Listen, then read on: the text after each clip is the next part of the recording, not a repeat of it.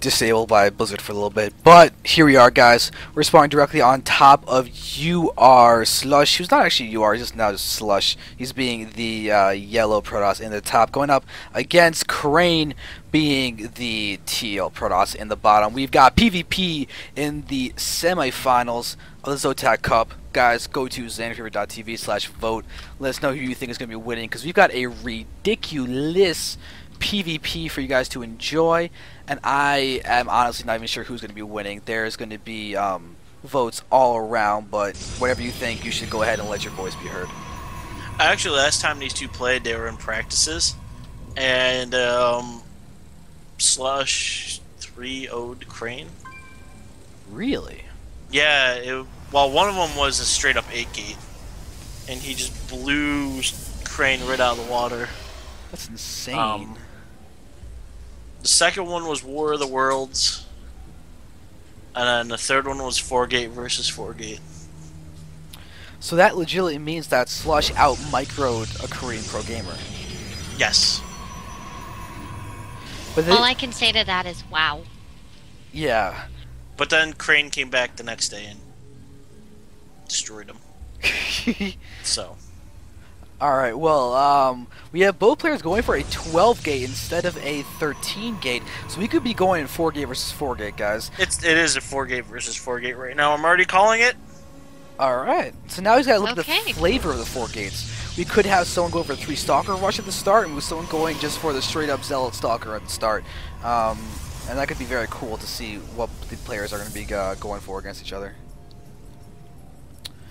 But let's just go see what you guys are voting for in terms of who you think is going to be winning. Looks like right now, wow, 2/3 of people think Slush is going to be winning. And Crane has got 1/3 of the votes. You guys should get some more votes going down so we can go ahead and see what some more of you guys think. Because that's really interesting. You guys are saying that the Korean is the underdog. Well, I mean, honestly, it can fall either way. It's really going to fall on positioning. And this map really plays well to if you have a pylon right on the bottom side of that ramp there, where you can get the warp in on the top ground. This map is just one of those maps, but at the same point, Slush could fake the 4-gate and go 1-gate expand and grab his expanse and do that, because he just dropped his gas because he knew Crane might steal it, so... Yeah, Crane was kind of looking like he was wanting to, and it looks like, as of right now, I don't think we're seeing a 4-gate out of either player hand. Alright, whatever. I can be wrong once. Once, and only once. Because we got 3 pylons down for both guys. And guys, if you want to know what the true signs are for a 4-gate, there's a few things that you look for. The most obvious one to start is chrono boost energy. High on chrono, you get your warp gate out the fastest. Another thing you can look for is the amount of pylons. If there's a 3rd pylon out, it's not a 4-gate. You don't go for the 3rd pylon because you go for the pylon at a proximate position and after you've thrown down all 4 of your gateways. You can also look for the probe count. Normally you stop at 20 probes when you go for a 4-gate. So there's a few things you guys go ahead and keep an eye out for. But right now the biggest thing to note is that a Twilight Council was thrown down for Crane. I win Slushes. Slush is 4-gated. He is? No, he's actually not. 3-gated Robo. Yeah, I was going to say, that's not a 4-gate. It's close enough. It's 4. No, it's not. You just want to assume. But no, so we're going to Blink Stalker versus Robotech. And honestly, this is going to come down to the immortal count at this point. The timing of the blink, the way the blink is used. The thing is, though, this is a very fast blink, which means that if Slush can just get an immortal out first from his robo, he'll be able to have an immortal out against a low stalker count. Even with blink, it won't matter. They won't be able to engage. Yes, no. Where's the no? If Crane waits for maybe an additional 6 stalkers, then he may be able to engage, go for an all-in blink, and blink on top of the immortal, snipe it first, and then go for everything else. But he's not getting an immortal out first. Oh, he's getting an observer. That's true. He's getting an Observer. And he took his expand. And it's getting scouted by Crane. But we see the immortal coming out now. And with the observers getting buffed in their production time, it should still be okay for Slush. In fact, he should be taking a nice commanding lead right now, because this is a very good map for taking your national expansion, even in the face of Blink Stalkers, because there's not very many places the Stalkers can be truly aggressive in. Well, let's see. Slush does have his 3 sentries, so that will help some. Yeah, but look at these stalkers coming in now. Blink is now done. The Blink is there. Slush has got his Immortal. Oh, and the Immortal's out. Yes. We could still have actually an all-in Blink from Crane. He blinks forward and just goes on top of the Immortal, but he's not going to do that. Guardian Shield is enough to throw him back. And Slush is actually... I think he's going to have to cancel this. Yeah. Yeah, this is looking to be pretty. There's the cancel. That's a really unfortunate timing for actually both players. Because if Crane had pushed a little bit later, he could have killed off the Nexus. And if Slush had just had his 2 Immortals out first, then he could have just moved down and destroyed all the Stalkers. But as of right now, he's going to may just go for a complete and utter bust. We see he threw down the Robotics Bay, so he's basically transitioning into 1-base Colossus while the expansion was just thrown down by Crane. Crane's definitely posturing here. You notice Crane is expanding behind us as well. Look at that scout what a from sneaky Crane. stalker. That was a great play right there. I liked that. That was awesome. And I believe he actually clicked on the robotics base, so he knows exactly what and he escapes the stalker alive! Are you kidding me? Oh, that is obscene.